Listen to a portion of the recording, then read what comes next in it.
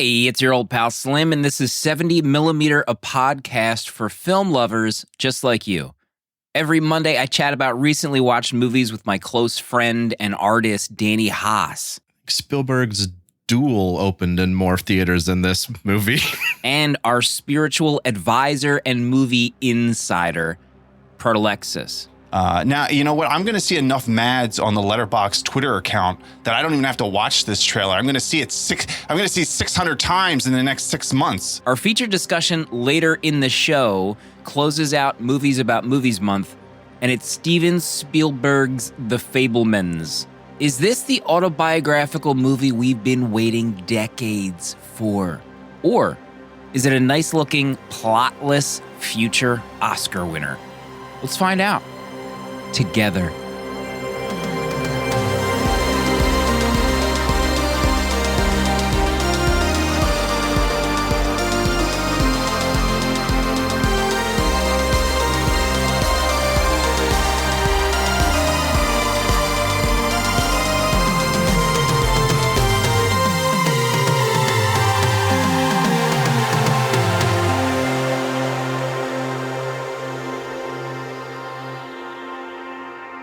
Indiana Jones 5. Oh my God. And the Dial of Destiny. What a name. As of recording, the trailer just dropped.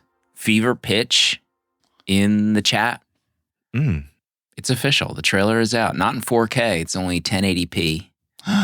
Very pixelated in some moments. I thought it was a low quality trailer, video quality wise. But Danny, It's got to be on purpose. It could be on purpose. How did you feel? First trailer is out. You probably watched it, right?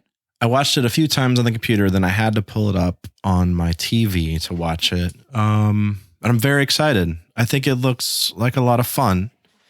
I think the most excited part of that I got excited was the de-aging of Harrison. He looked amazing. Oh, I thought that was impressive. Really well done, at least for the trailer.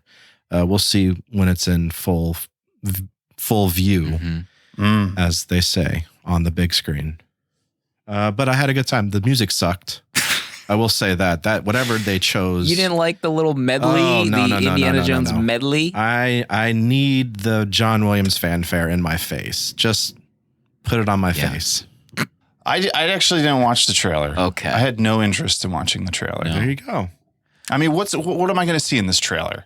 Changing his Indiana diapers. Jones. Let me guess. You know, we get maybe some like Indiana Jones silhouette. We get a cut of him, entering a room. There's some kind of chase on a street. Mads Mikkelsen looking like a 45-year-old dad appearing on screen for a minute. Now, you know what? I'm going to see enough Mads on the Letterboxd Twitter account that I don't even have to watch this trailer. I'm going to see it 600 times in the next 6 months. I thought you muted Mads on Twitter. I thought we solved this issue. I did, but they have ways of getting around my mutes.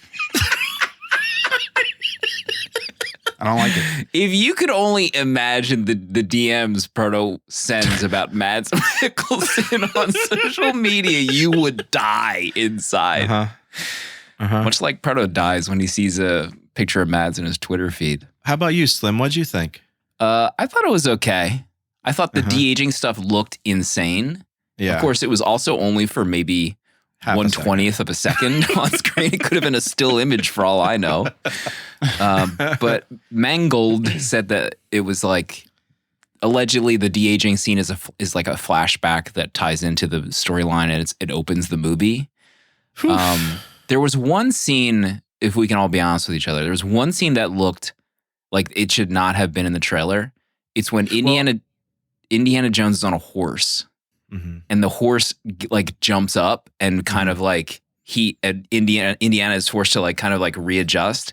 Oh, and it's not Harrison. It's not Harrison. No, you can tell. It would have looked better if they just put a cardboard mask on the stuntman on the horse. It was maybe the worst CGI in the history of any Lucasfilm movie, and it has no idea why. I have no idea why it's in the trailer. Get it out of here. Well, they're calling this the teaser. Okay, it's gonna tease me out the door. This is the teaser. If the movie looks like that, then we're in trouble. Some festival they're at right now. CCXPX Right. Film Festival, something like that. With that, So we'll get a full trailer. yeah, maybe it was a rush job. Probably get a full trailer in front of Avatar 2. Oh my God. Episode. Just to lengthen that movie longer. Can we just say that that's going to be episode 150 of 70mm? Avatar Good 2. Lord. If people don't think we've been planning this for 3 years. Yeah. 3 years of planning has gotten us to this moment. We made this it. podcast to talk about Avatar 2 through 6, and we'll get there. Boy, Movies About Movies Month ends tonight with The Fabelmans. It's over. It's opened in 50 theaters across the United States of America. It's going to be on video on demand in 2 weeks. Maybe the most disturbing theatrical rollout I've ever seen. Oh, God. If you weren't in a major metropolitan city, good luck trying to get your hands on some Fabelman tickets, but that's later in the show. Spielberg's Duel opened in more theaters than this movie. So use the chapters in your app to skip ahead of that discussion. Unless you're in Spotify, there's no chapters to be used for some reason. Gosh, what should we talk about first? Should we talk about Danny watching Willow this week? Yeah, let's talk about Willow real quick. Please. I watched Willow because the TV show is starting on Disney Plus. 2 episodes have dropped. I love the movie. The movie's a great 4-star good time. Val Kilmer is hilarious in it. So I fired up the TV show today and turned it off after 10 minutes because What? it's incredibly bad. No. Oh my! I didn't even make it to see Willow in this. What? I did not. It looked like a CW, like Andor ruined me for Disney Plus television. This was, I couldn't finish it. It was like a bad CW rom-com in the first 10 minutes and I was out. So I was done. Did you get domed? Is that what happened? I don't know if there's a dome, but it looked terrible. Sheesh. I was done. I don't even know how to move on from this. Here's how we move on. Yeah. I added a new movie to my top 4. What? Oh my God! What? I'm looking at it right now. I didn't even realize. Casey and I watched Jesus. Singing in the Rain last night, and Here it we might be one of my favorite movies ever. I had to move it up to the top 4. I had an incredible time watching this film. I cannot believe we won't even go there. Democracy at its finest. I'm not losing the gonna go vote. there. I'll go there, but we can move on now. But I will say this movie surprised me. Gene Kelly is astonishing in this film. I couldn't get over the moves he was doing dancing wise. And one of the things I loved about this film is it didn't take itself too seriously. When I thought about like an old musical dance routine, this movie was hilarious. It almost like it was making fun of itself at times. And I had an incredible time watching it. I just didn't want it to stop.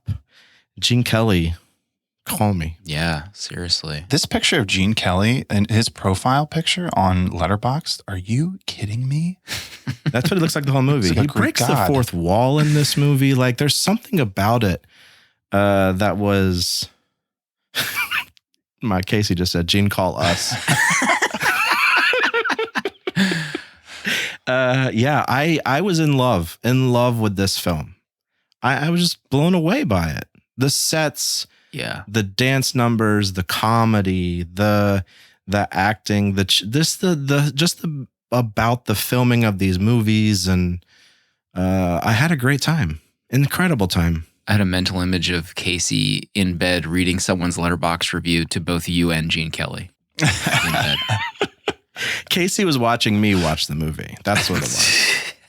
That's love. You were little Sammy Fabelman in the theater seeing those trains of the. It was a great Greatest time, Story and the Told.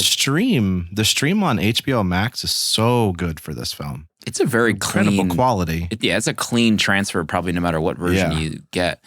And I always bring up this scene when I talk about Singing in the Rain, but that ballet dream sequence with him and Sid Charisse. And Like that fabric, what were they Oh my God, the doing? fabric is How did they insane. not hang themselves with that? Also, Lord have his mercy. posture, he has like a dancer's posture. He knows what he's doing over there with his cheeks His and ass, his back, my God. the arch, his arms, his seps. Yeah, it's an easy 5-star movie. Easy 5-star I wish we movie. could have done it on Now we'll never do the it. show. Bro, when was the last time you saw Singing in the Rain? Have you ever seen it? I've never seen it. Never seen it.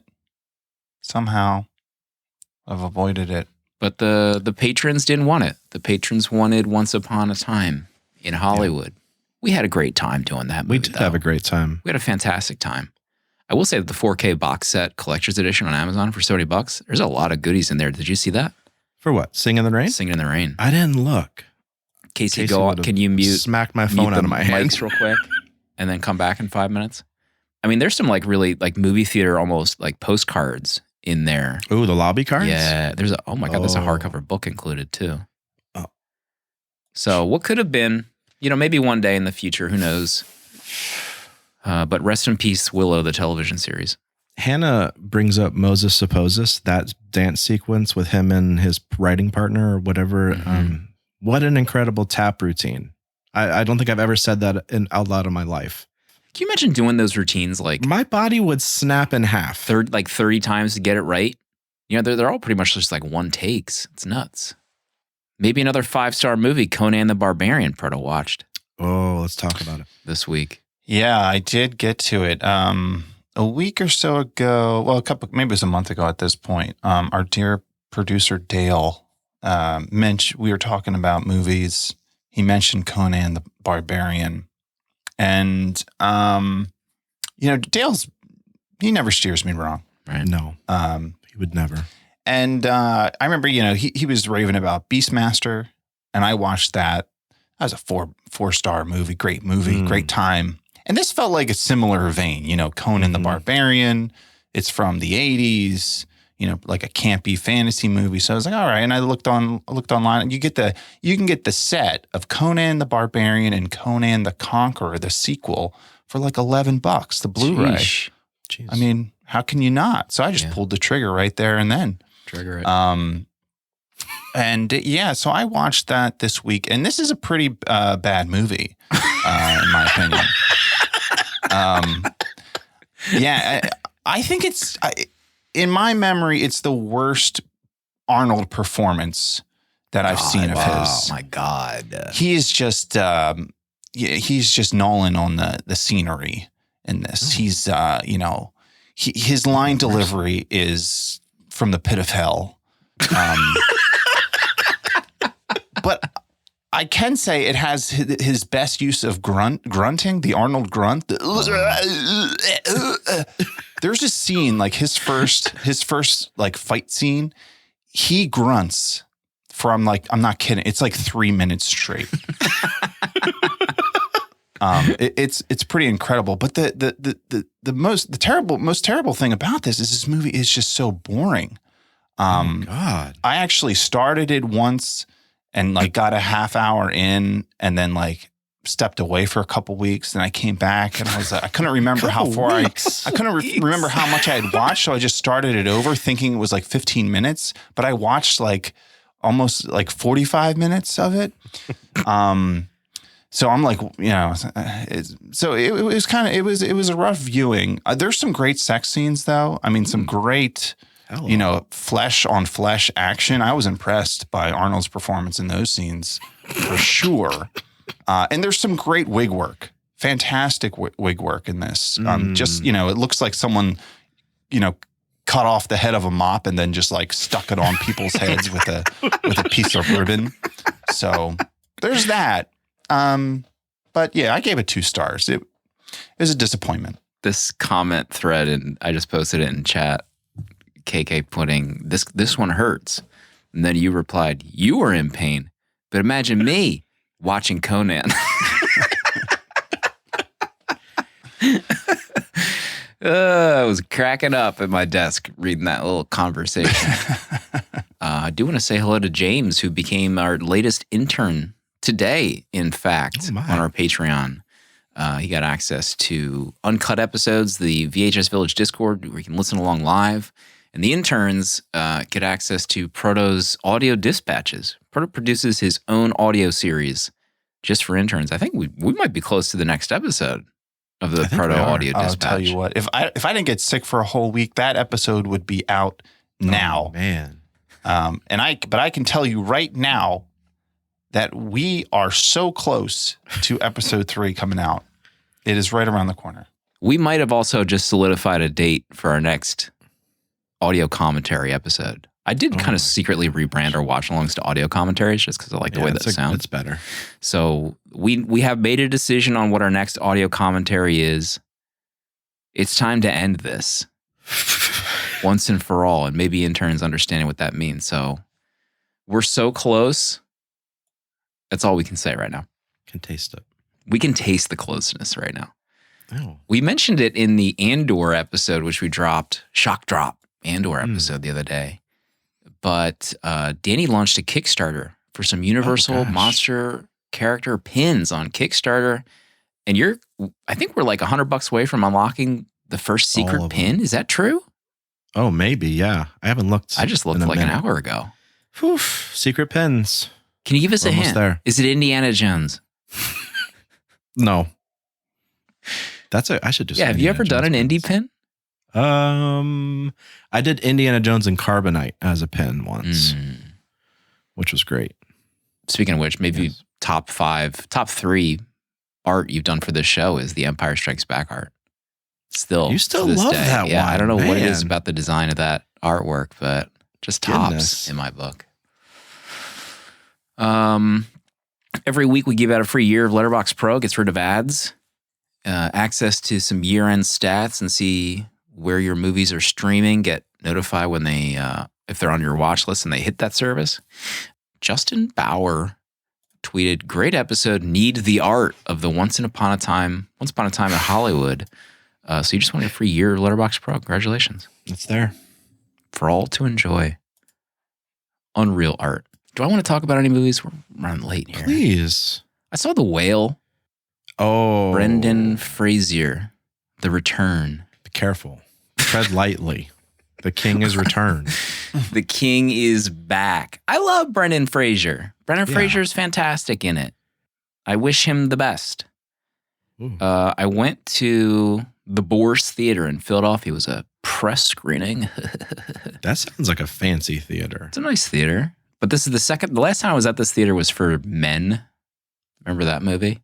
Mm-hmm. From our sweet boy who did Annihilation in my top 4. But I remember at the Men screening, like someone fell asleep in the first 20 minutes and was actively snoring. And when we sat down to watch The Whale, it started again. So I think there is some like local Philadelphia critic who is maybe older and it sounded like an older snore, like an old man snore. Wow. But it happened like literally again. I don't know if like critic buddies like nudge him at some point during the screening. But I didn't love The Whale. I didn't like it really. I think there's a lot of like negativity about the story, and because he plays like a morbidly obese character trying to make amends with Sadie Sink from Stranger Things. Mm-hmm. And it's really like it's based on a play, I think. So it's literally just takes place in his house. All the characters come to and fro his house. I just didn't like the story. I didn't like the characters. I didn't like some of the cast. So nothing really connected with me, but I thought the ending was great. I thought the last like 15, 20 minutes, I felt like it was all building around the ending of the movie. Everything before that was just kind of superfluous leading to that. So, but I mean, there's like a ton of positive buzz for Brendan, which is deserved. And it's like his comeback, so to speak. So I'm glad that that's happening, but didn't like it. Yeah, I'm always curious. Like, it's fun being on Letterboxd with movies like this, where you're getting the critics' reviews coming in first, or people who have like access early from festivals. It's at 3.9 right now on Letterboxd. Ooh. So it comes out next week, December 9th. So it'll be just curious to see what the larger audience's response to it is. Yeah. I don't know. Aronofsky. I was looking at Aronofsky's filmography. I had forgotten he did Noah with Russell Crowe. Have either of you seen that movie? Awesome. It was good. Yeah, I liked that movie. I liked it too. It was a good movie. All right, let me Jennifer Connelly in it. Add this to my watch list. Because it's at a 2.6. It's at a 2.6 on Letterboxd. Oh, God. Noah, believe it or not. There's some definite, he made some very awesome choices. Yeah, bold choices with the biblical story. Oh. That's not how it is in the Bible. Let's see some Villager ratings. Brandon, 2 stars. Proto does not have a rating or a log. Now, this is way before Letterboxd. This is BLB. Let's see. Is there any other Villagers that have this log? Not really. This is maybe BLB for most people. But we need to get into this main event. We need to wrap up Movies About Movies month. Raving success. Big success. We had to go to theaters to see this thing. I couldn't take notes during this thing. You know how difficult that is to sit down and realize you forgot to take notes 3 days ago for a movie that you're about to talk about? We'll get through this. Oh boy. Pardo, what's Steven Spielberg's The Fabelmans about? The Fabelmans are a family of 6. The oldest child, Sam, has a fascination with movies and shooting movies of his own. We follow the Fabelmans as they travel across the country as Mr. Fabelman's career in computers takes them from New Jersey to Arizona and ultimately to California. As Sam grows up, his ambitions to shoot movies grows until he is recruiting 40 friends for an entire day shoot and discovering techniques to take his movies to the next level. All the while, Sam must come to terms with the fact that life ain't like it is in the movies. Fabelmans. My God, Proto's so pleased with himself at that outro. Hear it in his voice. Enough. The Fabelmans, the one movie Steven Spielberg wanted to make after all these years, allegedly. Right? I think the story was like, I think COVID forced him to think, like, what movie would I just want to make and that be it if I had to? I guess he's been trying to make this for years. It feels like West Side Story just came out, right? Like last year, right? It feels like so recently. Was it last year? It's crazy that West Side Story and this are out. Yeah, Hannah says last year. Oh yeah, it was during COVID, so maybe there was some of those delays. So probably worked on West Side Story a long time ago. But yeah, this movie. The only thing I knew ahead of time about this movie is like in the Letterboxd Slack, people were talking about the Fabelmans being an Oscar, like it's going to be in the Oscar picture. Spielberg doing like a semi sort of biography about himself. Yeah. And that has like Oscar written all over it. So Proto, did you hear anything ahead of time, like in just poking around Letterboxd or reading anything about this movie in the last year or so? No, I didn't really know much about it. I was kind of just, I guess, confused by the title. Fabelmans, because it doesn't really give you anything. Mm-hmm. Yeah, and I don't even really know if I watched the trailer. No, yeah, I did. I watched the trailer, but I feel like the trailer didn't really give me much. So yeah, I wasn't really following along with what was going on with this. Yeah, the title doesn't give you anything. I'm not sure if I love the title. We'll get into it. Danny, what about you? Were you riding the buzz wave for your boy of Spielberg? Course. I have my hand on the pulse of Steven Spielberg's cinematography. Steven Spielberg fansforlife.com. Yeah, that's my Geocities website. I feel like I've heard about this film right after West Side because I was like, well, what's next? And then it was like the preview image on Letterboxd of this film is coming out, The Fabelmans. Oh yeah. But knowing that it was him talking about his coming of age story, I was very excited about it. And then just knowing that this will probably be the last time him and John Williams work together. This is it for them two together. So it's kind of closing that chapter in their life. And this was very excited for me. John Williams hot off the heels of the Kenobi score. Enough. Let's start out with our resident Spielberg expert. You followed his career for decades. Huge inspiration. I'm already predicting a 5-star from Danny. Just I'm putting it out here. Dang. 5 bang. So usually in this segment, each host jots down 3 things that we want to talk about for this discussion, and then we'll go round table for anything left and give our Letterboxd ratings. And like I said earlier, I wasn't taking notes in this theater like an idiot. I probably should have. But off the cuff. Danny, what's your number one note that you want to talk about first? My number one note is actually about Gabriel LaBelle. I was actually pleasantly surprised with his performance as young Sammy Spielberg. And I found so many moments of kind of not like losing myself, but I felt like I was actually watching Spielberg. I felt his performance was very captivating for me. And I just was very impressed. One of his first roles ever to be cast in a Spielberg movie, to play Spielberg in Spielberg's most personal movie. I mean, that kind of weight for this kid had to have been a lot, but I think he nailed it. There were so many moments in this film where I was just impressed with his performance.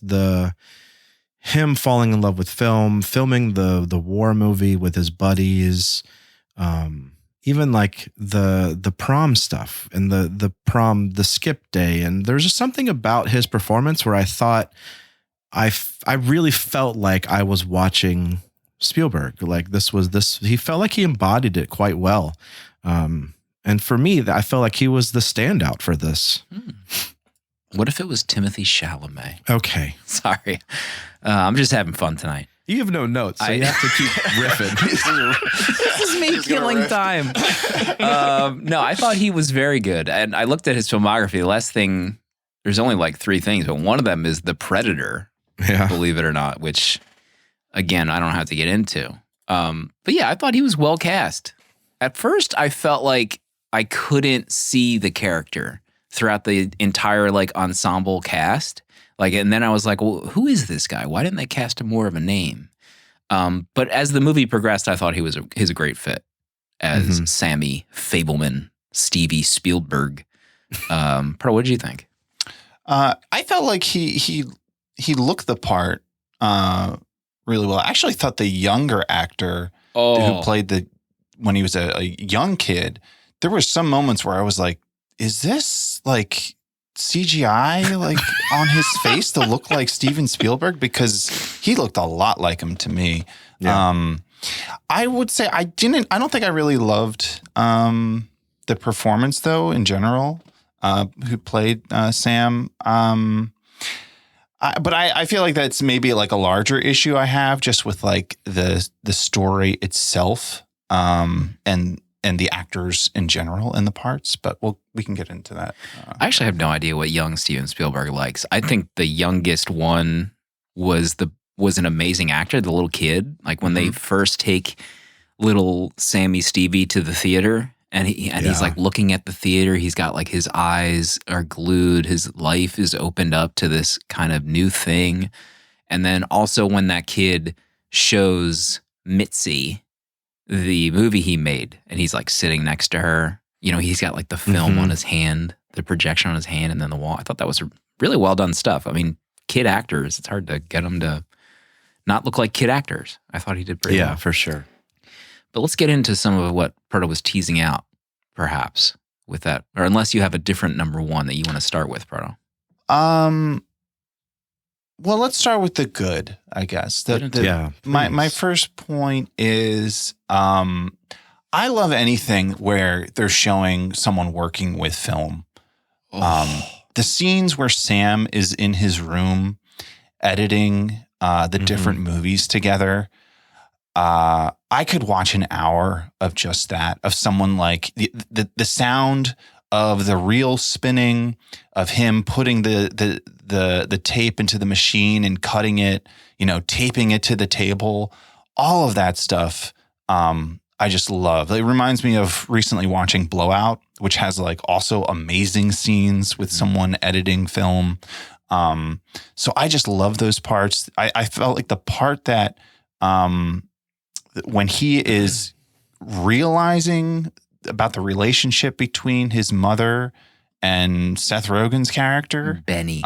Betty, Man. Like Steven was just like going hard with the camera rotating. Oh my God, it was nuts. Sam Fabelman, like he couldn't get it enough. I think we went around him like 6 or 7 times. Yeah, easily. The camera, but I love those scenes. I mean, how insane was the lighting in that scene? Like the shadows on Sammy editing. Holy, that was maybe one of the top 3 scenes of the entire movie for sure. And also like film editing. Are we the laziest generation in history? I mean, God, we have Don't to put be. it out there. We have to be. I've talked at length about how I would be a corpse if I didn't have Apple Maps if I was 20 minutes away from my house. I mean, he's cutting film. Mm-hmm. He's taping it to the table, the wall. I would have never probably done any of that stuff. I don't know. He was poking holes in it for gunshots. Like that's insane. I love their reaction to seeing that, how their minds were blown about how he figured that out. So cool. I loved when his dad asked him in the car. I thought that was a cool moment. I like the scenes, since we're talking about scenes, of him filming the scenes. I thought there was a moment where he's doing the war fight scene, and that whole segment is really cool. But there's a moment where you see Sammy kind of running with the camera in and out of the shots, but it also felt like Steven was doing the exact same thing behind him with the camera. Mm-hmm. So it almost felt like he was mirroring what Sammy was doing as well. And it felt really cool. It felt like he was doing exactly what he did. Like, it just felt like I don't know. He's just still doing the same tricks that he did then. Let's talk about Paul Dano. Bert. Is it Bert? Is that the character's name? Bert Fabelman. Bert just pursed his lips. I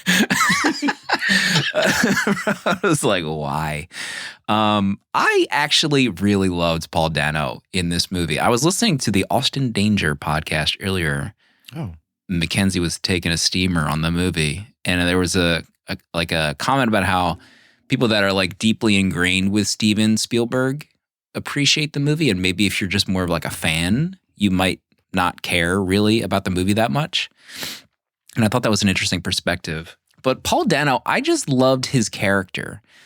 The way he was just very low-key, the way he talked with Sammy. I loved seeing him work on the movie with Sammy at a few times. Mm-hmm. I love that relationship. The Lionel trains stuff. Like, my dad and my brother had that set of trains in the house. We had a wooden board under the Christmas tree with a circular train track attached to it. We had that exact set in my house. Like, I was frozen in my seat in the theater seeing all this stuff happen. So it brought back some incredible memories. Slimmy Fabelman.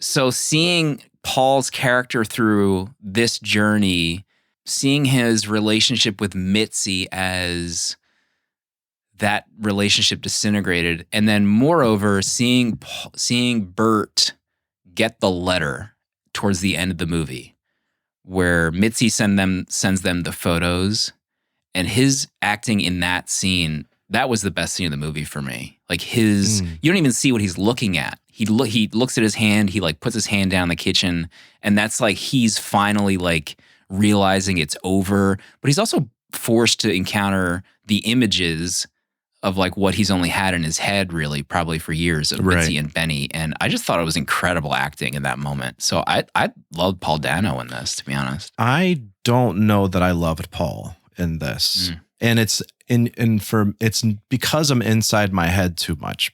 There were so many moments because we just saw the Batman, right? And I feel a bit tainted when I see him, because I'm only picturing Paul behind the glass and the Batman and the facial expressions. And for some reason, I was seeing that while watching Paul, and it was really throwing me to really fall in love with the performance. It's not like that he had a bad performance, but I myself just couldn't connect with him because of that. And it was really weird. Like, there's so many, his voice and his mannerisms, there was something about it that was throwing me. And I just couldn't connect with him at all, even though the story of his father is quite impressive. Yeah, I kind of agree. I think Paul Dano, he's so distinct in the way that he acts and I looks. He's a very distinct look. And I like him as an actor, but I kind of feel the same way, that whenever I see him on screen, all I ever see is just the preacher kid and There Will Be Blood. Like him, the way he talks, it just like takes me immediately back there.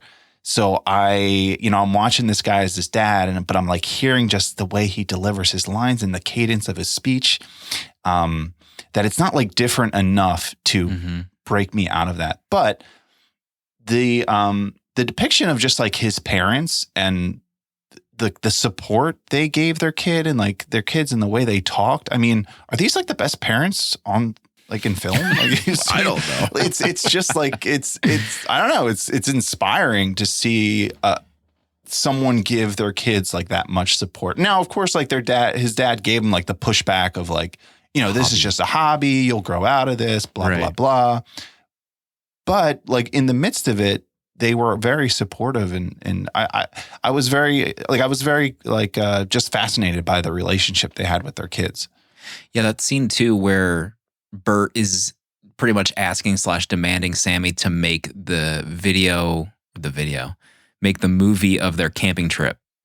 And he like needs it. He thinks their marriage needs it because it's like, it's crumbling. It's about to fall apart. And and Sammy's like, I can't, I'm making my own movie. And he's like exasperated. He essentially like puts his head down. He's like, Sammy, I don't know what to do. It's like all about to break. I thought that was a pretty cool scene too. When I watched a couple interviews with Spielberg and crew, and one of an interesting thing about the father stuff was Spielberg's father lived until 2020. He was 103 years old when he died. God. And the scene that they filmed, the last filming that Dano did was the apartment scene with Sammy.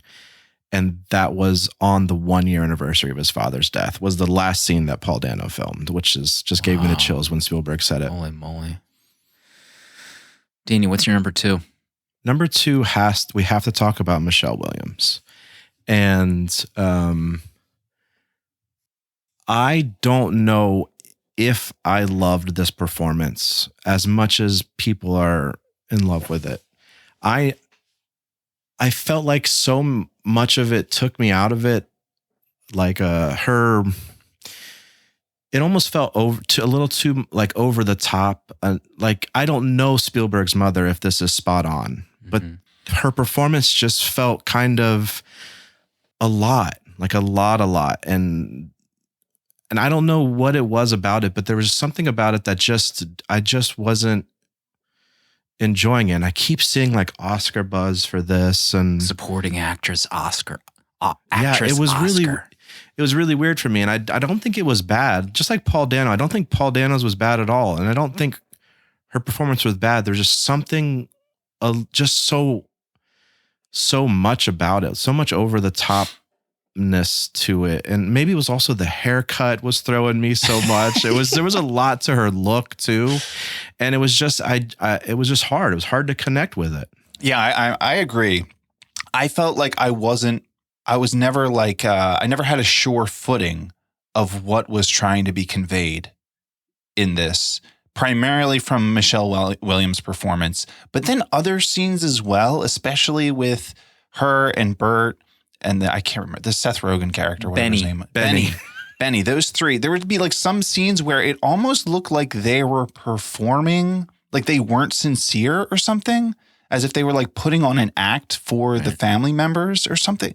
So it just felt very strange as to what I was watching. And my theory is maybe that because this is autobiographical, that Spielberg has memories of these things that happened, and maybe being in that position, it kind of doesn't allow you to have like an unbiased perspective as to what this looks like for the general audience. Maybe he remembers it, but he also is like, as he's viewing these scenes, he's having like his memory of it, like overlapping with it and giving him just like this biased perspective on how, what it's looking like. Mm-hmm. But us, the audience, we have no frame of reference, and we're getting this weird, eccentric kind of personality. Yeah. Yeah. And it to me, it threw me off for most of the movie. I don't know how I thought about her performance either. I thought she had some great scenes, but like I joked in my Letterboxd review about how it just reminded me she was doing like a Judy Garland impression for some of the movie. Like it just like a Liza Minnelli too. Yeah, mixed in. It just felt very strange. And you're right. Maybe that's just how his mom was. But the way Michelle Williams has to like turn into that character, it almost like didn't vibe too much. I almost like would have preferred just like regular Michelle Williams just acting hard as a regular person. I don't know. Like, but yeah, the buzz about her is like, Oscar. It's electric. It's electrifying, an electrifying performance, thrill ride from Michelle. And I didn't really get too much of that. I think also some of her lines I felt like were some of the weakest in the movie. Like, guilt is a wasted emotion, she says at one point towards Benny. But even though she said that, I think she was wallowing in guilt for like months before that. Like, it didn't really jive with what you were seeing on screen. Not my favorite Michelle. There's other better Michelles, I think. We've covered better Michelle. We have covered better Michelles. I kind of forget that she was in Dawson's Creek. Right? Yeah. I thought she was super annoying in Dawson's Creek, but that's besides the point. She's gone very far. Proto, number 2. Yeah. So talking about some of the dramatic moments, there was some attempt to convey a lot of weight in pivotal moments in the family. But I really struggled with most of those because I didn't feel like there was enough done in the movie to like ground the characters for these weighty moments and to like understand why they were like feeling this way. Mm-hmm. So to me, it came off more as like drama than genuine feelings. And again, like maybe this is because, like Spielberg is trying to, whittle down his childhood and his experience, and he wants to include these pivotal moments in his life.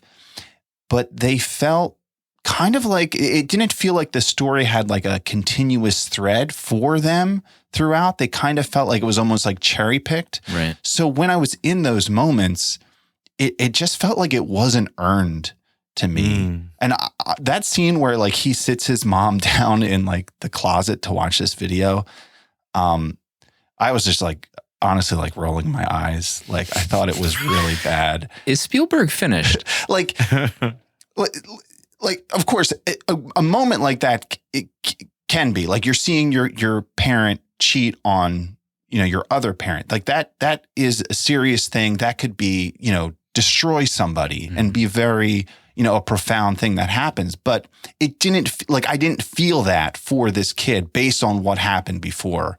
And then kind of just like the other, there was a lot of different scenes like that where the I kitchen just table was scene where they're all yelling at each other about the ditch day. I thought that was kind of weird. Yeah, that scene, and then the scene at the end in the high school with the jock when they're in the locker room or they're in the hallway arguing, like that didn't really work for me at all either. I kind of just joked in my review. It's like this movie is about like white people having feelings, and it kind of felt like that. It's like, dude, we all have feelings, but like they're not this traumatic. So that entire subplot of the bully, like once the bully stuff started happening, I almost felt like it didn't feel right. It felt like a parody of like stuff I'd seen 100 times over. Like I felt like very strange addition to the movie. And I didn't even really get why Sammy made the bully look good until I read a review on, I think it was Vulture or something. And they made a callback to the movie that they went to see in theaters that Ford had directed, The Man Who Shot Liberty Valance, a film about a local senator recounting how his rise to power was fueled by a lie about him shooting the famed outlaw.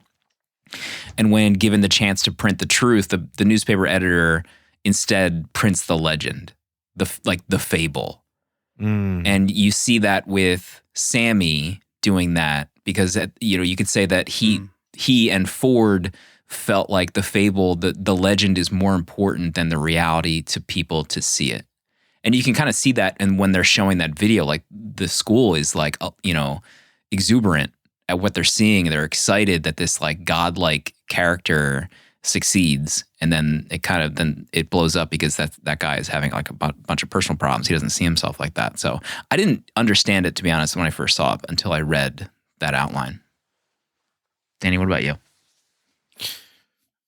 It was fine. I think by this point of the film, I was able to like this is Spielberg telling it pretty much like it was. We're just along for the ride of this story, whether it's working thematically or any other way. I felt like we're just going to sit here and listen to Spielberg tell his coming of age story. And I feel like by the end of it, I did feel like he was true to himself. At least it was a dramatic telling of it, but I watched a few interviews with him and it's like, these scenes, this stuff happened. So it makes sense that he showed it to a degree. Could he have done it better? I don't know. Sure. Did I connect with it? No, not really. But it's just impressive that he just kind of did it. And these scenes at the high school, to him, they're pivotal in his role and in his coming of age to become to where he's at now. So I at this point in the film, I get it. My number 2 is Monica, his high school girlfriend. Oh, maybe the best character in the whole Amazing movie. scenes. Yes. Oh my God, the scene of them together in her bedroom, asking for sexy. Jesus to enter, to take Jesus in. I thought that was hilarious. I loved their relationship. I loved them at the ditch day together. I thought that their whole relationship was fun. I was cracking up the whole time. There was one specific scene that I loved. It's just this little thing between the two of them. He's filming something at the ditch day, and I think this is like the last moment of it. And she's on his like left shoulder. Her head is resting on his left shoulder, and she like starts nudging the side of his face. And it was just a really adorable thing, but she was asking to see through the lens of the camera, and he like moves it over so that she can see. I just thought it was beautiful. And a very like tough thing to like throw in there. It just felt like a natural thing between the two actors that they were doing together. Like they were actually dating in that moment. I thought it was cool. But there was also like, I thought that her friend, the one who dumped Logan, I thought that like they were going to be the love interest together. I was like, wait, does Steven ever get with her? So I don't know, like, because there were some like flirting aspects of there that never really fully materialized. Yeah, some of that stuff was just like all over the place. It felt like it was almost like starting another movie when they get to California. And it's like suddenly he's in high school and here's these new characters and he's having these bully issues. It kind of, was kind of strange in that way. But, just hearing what you're saying and knowing that these are all based on experiences that Steven Spielberg had. Talk about a director's commentary to watch. Like, how amazing would this be to watch with him just talking about it? I would love that. That's probably the best way to watch this. I'd be asking about the bird poop scene probably the whole time. How did you think of that? Tell me about that bird poop, Steven. Guy would be looking for the exits with me. Danny, what's your number 3?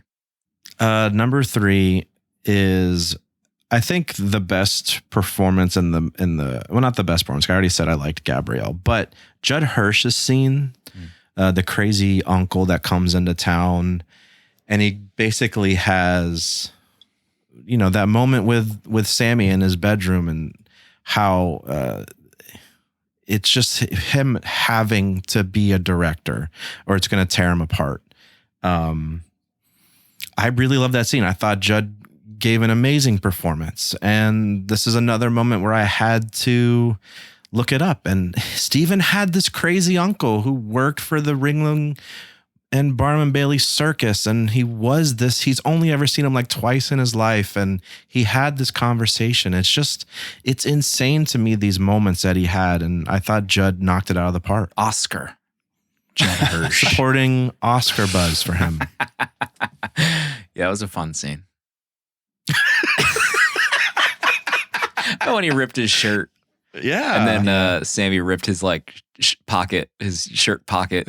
Yeah, I thought that was cool. I mean, you definitely got the baseline of the whole movie. Like this was the art, the act of creating art isn't for everyone. It's not because you're good at it. It's not because you love it. It's because you almost like have to do it. You have to do it. And it might come at a significant personal cost if you choose to pursue it. So, yeah, I mean, that thread is definitely all over the film. Judd Hirsch comments, Proto?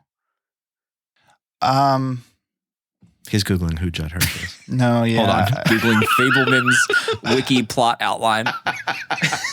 I mean, it was okay, I guess. I don't know. It felt like that scene, it felt like they were fishing for a memorable line that never really came. Like nothing he really said really like stayed with me. We're floating around a Proto 2, I feel like. You're making some guesses. Speaking of which, I actually updated the Proto 1-star Garbanzo letterbox list today. Oh, did you? Because we hadn't updated it in a while, and I had to go to Pro's profile to sort by 1 stars to add a few in there. Gosh, we might have another one coming this week. I mean, I don't know if I heard any positives so far worth being higher than 2. Proto, third point. I guess just in general, I struggled with like the story in this movie of it just felt like it didn't really have any rhythm. I felt kind of lost. And like what I was saying earlier about, when they get to California and he's in high school, I just wasn't really sure what was going on with this movie. The movie that I kind of was thinking about though while watching this was October Sky. Which is a similar kind of story of like someone in high school who has a dream of making rockets, played by Jake Gyllenhaal. Great movie. He has like family conflict, but with that, there's like a very natural progression, and there's like conflict within his family and at his school, and like he ultimately like gets to the end, and it just feels like a story that has an arc that's satisfying in the end. This, I didn't really feel that way. Honestly, by like the third act, I felt like I was in a waiting room for the credits. Like I didn't know when this movie was going to end because it had no sense of like where it was even going towards. Right. And I get it. I'm like, if anybody can have the freedom to make a movie about their childhood that they've wanted to make for so long and they're able to do it, fantastic. Like I'm happy for Steven Spielberg that he got to make this movie, and like this is a movie that he's wanted to make for a while, and he has the power and the ability to, tell this story. That's great. But I just don't think as a general like moviegoers going into this with no frame of reference that it really makes much sense as a satisfying story. Yeah, you could say if you completely remove the Spielberg aspect of it, let's say, who's the guy that directed? Colin Trevorrow directed this movie. Like if this is Colin Trevorrow movie, people would be like, oh, I saw some pacing issues. There's no real plot. There's no resolution. And I think that's all accurate, really. But you're right. Like Spielberg almost gets you back because he's Spielberg and it's his story in a way. Like he has a net almost for some people, you could say. Yeah, I'm caught in it. You're caught in the net. I'm drowning in it. Probably choking yourself with the rope. Wait. Around your neck. My third point, I don't know if I have a specific one. We haven't really talked about like the relationship with the parents and the fallout of Mitzi and Benny, about how like the crux of that plot is really the Sammy character realizing that his parents are people. They're more than just parents. They're like regular, imperfect human beings, which I think is an incredibly powerful message in this. And I thought it was fascinating that there's a couple of lines where I think there was another Mitzi line where you can't fix everything or something like that. I thought it was interesting that from Sammy's perspective, you never see his parents try to fix it, like their marriage. You only ever really see certain moments of the relationship by way of where they're living. And I like that, and I didn't like it. Like you almost want to see how hard they worked to try to make it work. Yeah, I don't think Steven saw that though. Yeah, you're right. And that's the conflict that I have where, like we said, the net, like I wanted to see more of them. And you also see Bert talk about like Sammy's yelling at him, and Bert even alludes to like, is there something else you want to say to me, Sammy, that you're trying to say? Yeah. Where he's like aware of the affair. And it kind of leads you to believe that the affair is known for a long time and they're presumably trying to work through it and they can't. She also has a line, you do what your heart says you have to because you don't owe anyone your life, not even me. I think it's an interesting perspective. I don't agree with it. Like, I don't know. I just feel like they should have worked harder at marriage. Like maybe they didn't have like couples counseling back then. Like I wanted them to make it work for the family. Like that's just like my view of their situation. So I thought that was just very interesting dynamic for the plot where you're kind of on the outside like he was, and you never really see how they tried. Well, I love the scene where they tell the kids that they're separating and that she's going back to Phoenix, and the daughters start yelling at them like, why do you have to leave? Yada, yada. And there's a moment where it shows the mirror and you see Sammy in the mirror with the camera as if he's shooting this for a movie. And I thought that was like really a profound moment. But I wish he would have expanded on that more, because unless I missed like other hints at like that kind of idea, that was the only thing that really stood out to me. That was like, oh, okay, like this is really fascinating, just in terms of someone having memories of, these experiences, but now also making a movie about them and having lived through them and sitting there and maybe even having a director's eye, like, here's my family melting down in front of me, but I'm thinking of it in terms of being a director of like, how would I shoot this if I turned it into a movie, which is a really fascinating idea that I wish they explored more. I would have loved to see more from his sisters too. Because there was that scene like towards the end where I think he was editing something and his sister came in to like have that like heart to heart after the parents were divorcing, which I felt would have had more of an impact if she was in more scenes before that, besides the filming of the movies sooner. Danny, honorable mentions, final rating for the Fabelmans. Honorable mentions. For those who haven't seen it yet, this is a little spoilery. I apologize. David Lynch's cameo was awesome. I thought I loved him as John Ford.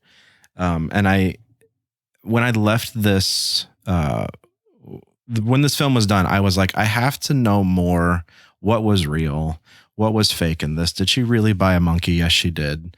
But the John Ford thing I had to look up, and I watched an interview with Steven, and he said that was the only moment in the movie where it was word for word, this is what happened to him. And that performance, the John Ford conversation it happened in his office with him and Steven. That's what John said to him. And he walked out. And then you have that great little moment. Steven gives us a little nod, almost breaking the fourth wall of adjusting the camera on the horizon. And I loved the ending. For me, I had a good time watching this film. I love Steven Spielberg a lot. I love learning about his story. When you realize how much of this is real and true for him, I'm happy that he got to make this. It's well shot, but that's par for the course, I think. So I'm at 4 stars for this. 4 stars from Danny. Let's hear it. Slim was close. 1 star off. We didn't really talk about Seth Rogen. I think we actively avoided that. Yeah, he's not a good actor. I love seeing videos of him on Twitter making his little pot products and smoking joints. That's great, Seth. Keep up the good work. I don't know if acting's for you, bud. No, I'm sorry, it's a little harsh. I just don't really. I don't know. He just like every scene he was in, he kind of just like it was like, why is Seth Rogen in this movie? What else? Yeah, that's really it. I had a good time, even though I've kind of, I've said my piece and been pretty, I guess you could say, rough on this. I did enjoy a lot of it. It is just, I think it's an enjoyable movie just from, the way it looks. It's, it's shot beautifully. There's a lot of, I enjoy just like the little funny parts, and seeing someone's story. And, especially someone we know, Steven Spielberg, and just like this journey, it's interesting on its own, especially that it's based in, true events. So I'm at 3 stars for War of the Fables. Oh, wow. What a turnaround. Not expecting a 3-star. Honorable mentions for me. I actually liked Seth Rogen as Benny. I've been a vociferous Seth Rogen, I won't say hater, but maybe disliker. What? Yeah, I'm not a huge Seth fan, But Seth, if you're listening, I like you. Thank you. I liked him in this role. I liked his character as kind of that fun, freewheeling, more like Mitzi.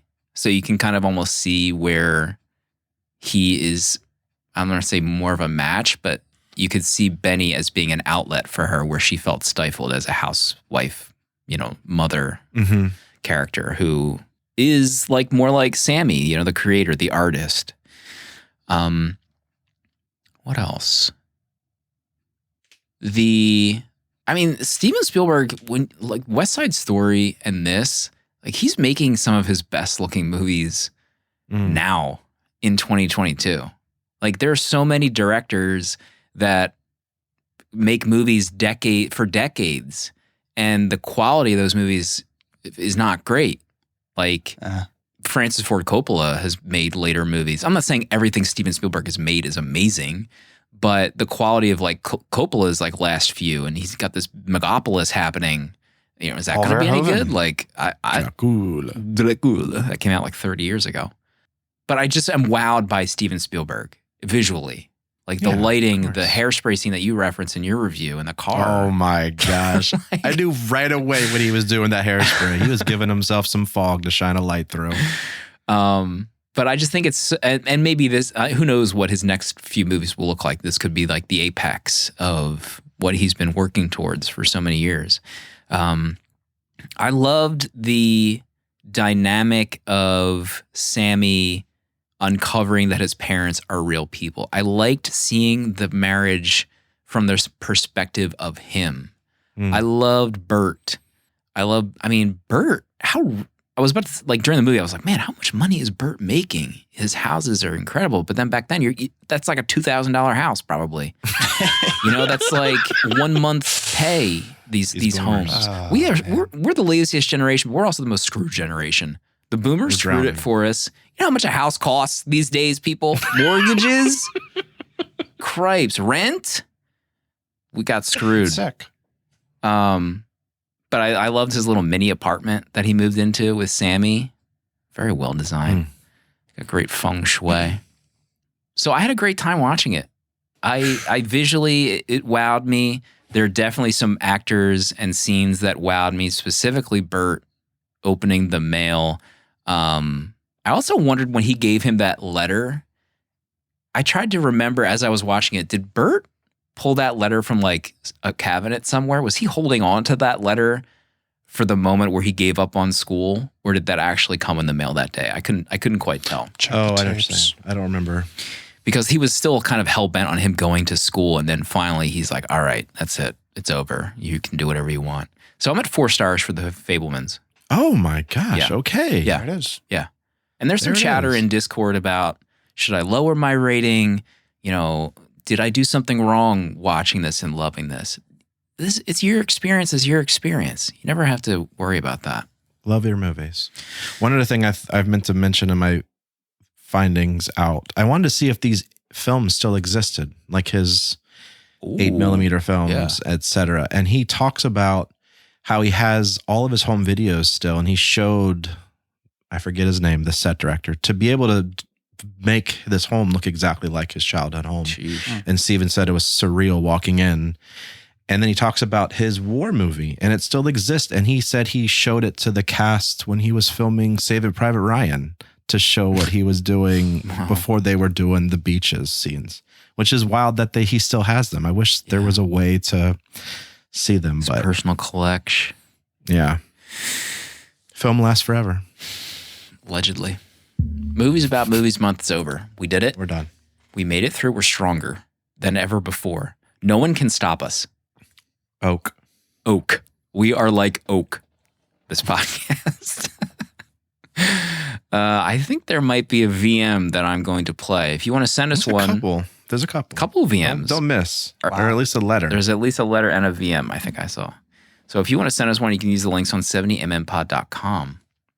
Also, it's kind of like a random aside. Spotify is doing this new thing where you can do a Q&A in the episode notes. Like, what did you think of this episode? So I saw some comments that people were leaving like about certain episodes. It's pretty cool that Spotify did that. Pretty cool. A lot of love. Love the love. All right, let's hear this VM from Kev.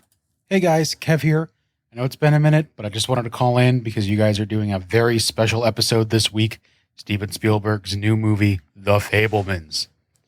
I wanted to call in because I had a question for you guys. So as we've heard in interviews over the years and now seen in the movie, Steven fell in love with film when he saw the greatest show on earth. My question to you, what is the movie that made you fall in love with movies like Steven did? For me, that movie easily is Toy Story. I can still say every single line from at least the first half. I could tell you all about Tuesday night's plastic corrosion awareness meeting and talk about Buzz needing more bonding strip all day. All day. You know, also, I did want to say, like the Fabelmans, you guys are a reminder of really what this hobby of loving film and sharing this great art is all about. Truly, as Mrs. Fabelman says, movies are dreams that live in your heart and expel from your soul and fly around the room and stay with you forever, or whatever it is she says. Thank you. Love you. Bye. Oh, man. What an impression. What a VM from Kev. Thank you, Kev. Austin Danger Pod. Proto. Thank you, Kev. Was it The Matrix? Yeah, we've talked about this before. Yeah, The Matrix changed my life. And I've been thinking I want to rewatch Matrix Resurrections again. I think it's time. It's time. Remember how fun it was to talk about that movie, to experience that movie at home? What a dream. Remember it forever. Danny? You know, for me, it is a Spielberg movie, but at the time I had no idea who he was. BFG. It was Hook. It was Hook. Oh. Hook was my favorite movie for a very long time. I watched it so much as a kid. I'm afraid to talk about it on this podcast because it's so wrapped in nostalgia. But Hook was it. Hook was it for me. I destroyed my VHSs watching it. We should do another Faves month.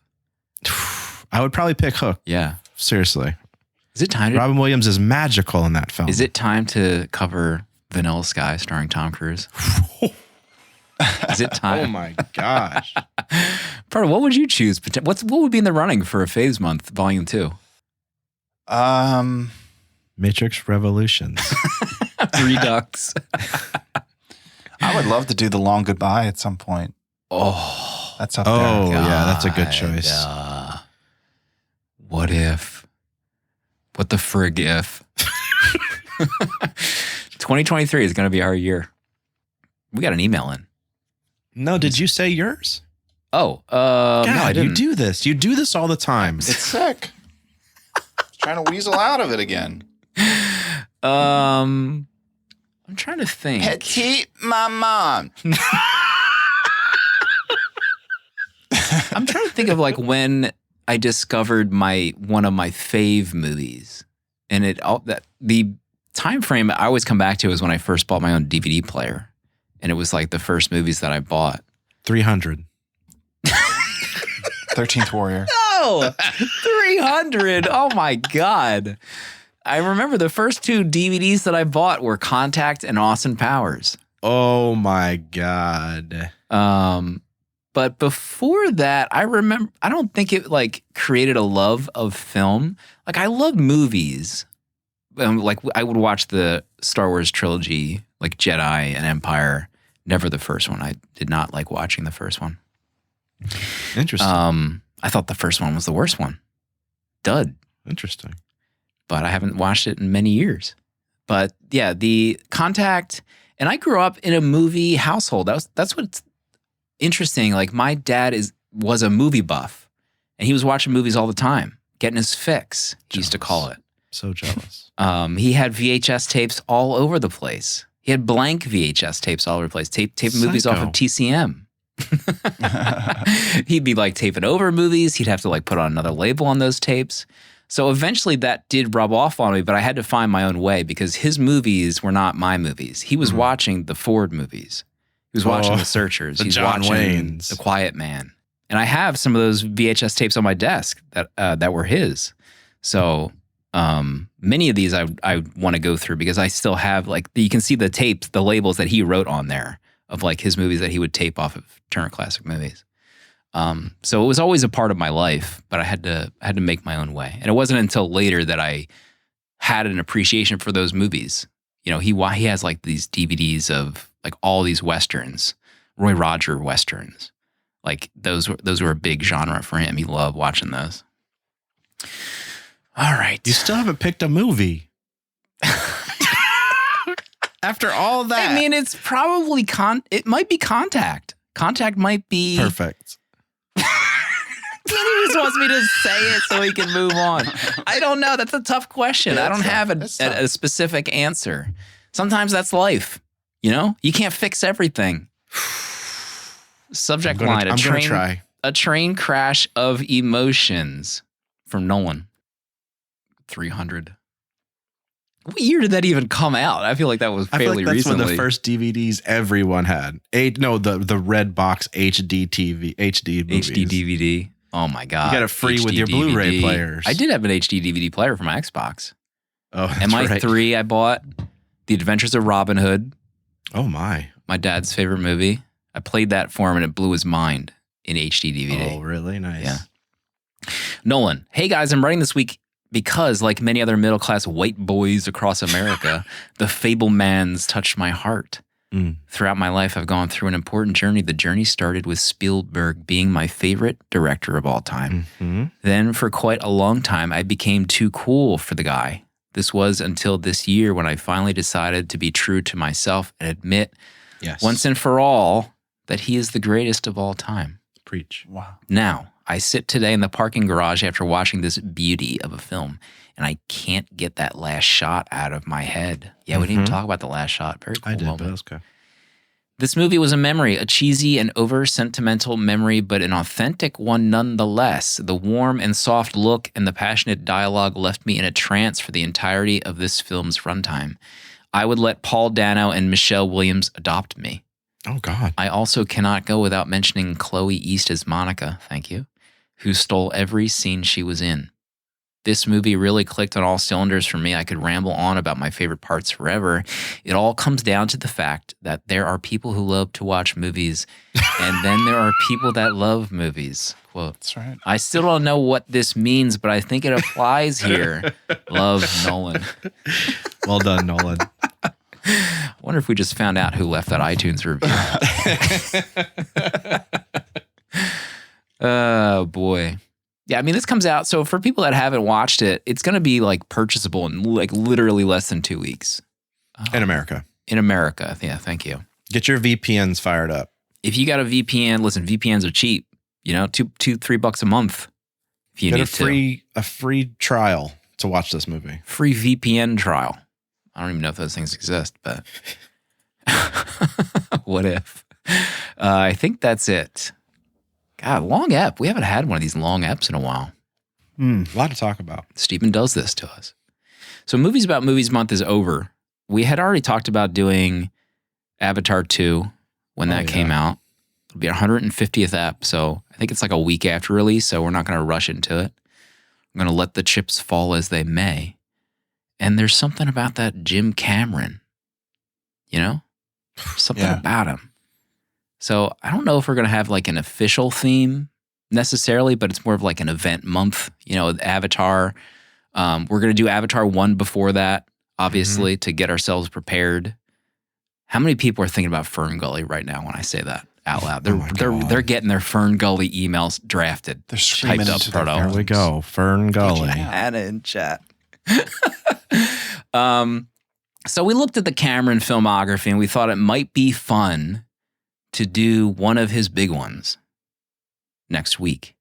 And we're going to have a guest, Soph, from the On a Break podcast, the Film Hags podcast. It's been a little while since the Film Hags had an episode. Soph will be joining us next week for Titanic. Oh my gosh. Streaming on Paramount Plus. Big one. Celine. My queen. Oh my God, I forgot That's already about my Celine. first note. I already wrote my first note for this movie. Sheesh. DiCaprio. Hudson. Zane. Wait, Hudson? No, Kate Winslet. Winslet. Off to a great start. Winslet. There you go. I'm not editing that. I'm not fixing that. Leave it in. And the rest. 2 VHS. Double V. collection. Are you going to watch it on VHS? I do have it. Yeah. No, I'm not. I was running the numbers earlier, and between Titanic and the two Avatars, we've got about 9 hours of movies in the next 3 You're weeks. sweating. You're already sweating. It's insane. Proto's not going to be able to talk about the movies until like March by the time he finishes these things. He's going to have Wikipedia printed out on his desk so that he can reference certain scenes. I'm excited to talk about Titanic. I'm very excited. Me too. It's been a minute. Is there 4K of this out? No, probably not, because it's Cameron. I honestly think I haven't seen it again since theaters. Really? I don't know. Maybe Casey can confirm. Casey, please. I haven't watched. I don't feel like I've watched it in a home setting. This is the one that changed everything. This changed the box office. Changed the world. Everything changed after this movie. So that's next week. Proto, do you have any closing thoughts as we start this cinematic journey leading to Avatar 2? I do, actually. There's something I wanted to bring up and Oh my god. and talk about.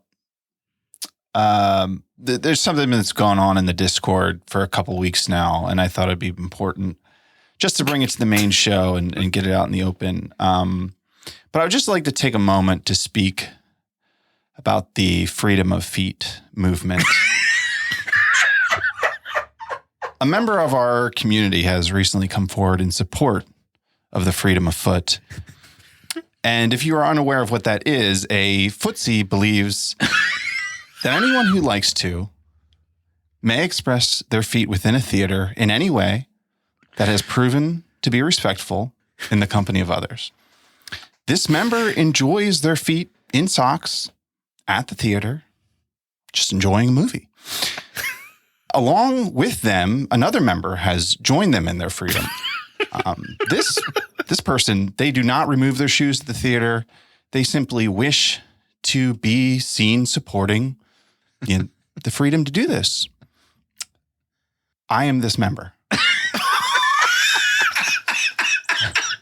I support this. And it's easy for someone to say that that there's rights for others, right? But Foot rights. There's foot rights. But I saw many villagers prove to be something else in these moments, to their shame. They should be ashamed at the way they were treating their fellow villagers. I implore all villagers and everyone within the sound of my voice to consider the rights that we hold dear and take the shoe off their own foot and consider it. Please consider it. That's all I have to say. An impassioned feet plea from our movie insider. Next week, Titanic. We'll see everybody then with Soph.